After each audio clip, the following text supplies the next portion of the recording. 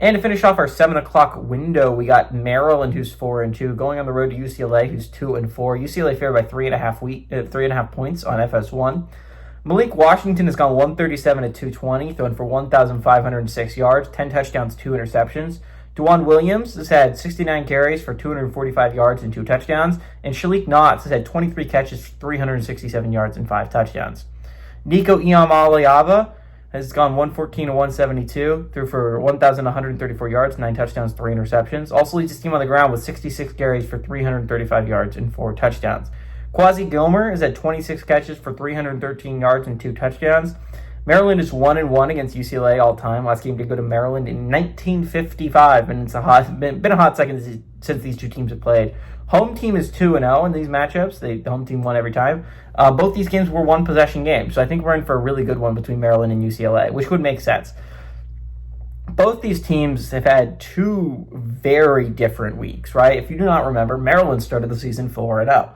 And has proceeded to lose just 2 heartbreakers in back-to-back weeks. The Washington game was rough. That was a hard one. Hard loss if you're a Terrapins fan. Because, again, they were up 20 points. They were up 20-0, and they ended up losing that game 24-20. Just an absolute devastating loss if you're a Terrapins fan.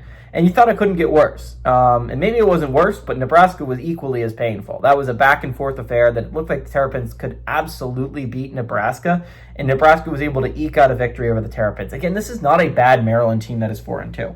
Again, going to the other side of things, UCLA started the season 0-4, has since won 2 in a row.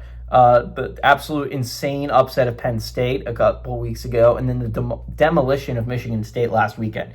UCLA's offense has looked amazing since the firing of Foster and the new offensive coordinator has taken charge. But I think this is a game Maryland wins. I absolutely do think this is a game Maryland clutches. This is for their playoff hopes. And again, this is not a Maryland team that was losing by a lot to 2 solid teams in Washington and Nebraska. These were games that they let slip away. But I think this is a Maryland team that absolutely can go on a run here. Now, the next game they play is going to be against Indiana. They have a bye, and then they play the Indiana Hoosiers. And that's going to be an absolute... Obviously, every game is a must-win, but that is a must win against a really good football team against Indiana. Again, Maryland still has games against Indiana and Michigan at home and a road trip to Illinois. Those are really tough wins to imagine the Terrapins getting, but they're going to have to win out to give themselves a shot. And this is still a very dangerous Terrapins team, right? The offense with Malik Washington has become really good. I think the Terrapins find a way to stay in playoff contention here. Give me the Terrapins the upset on the road.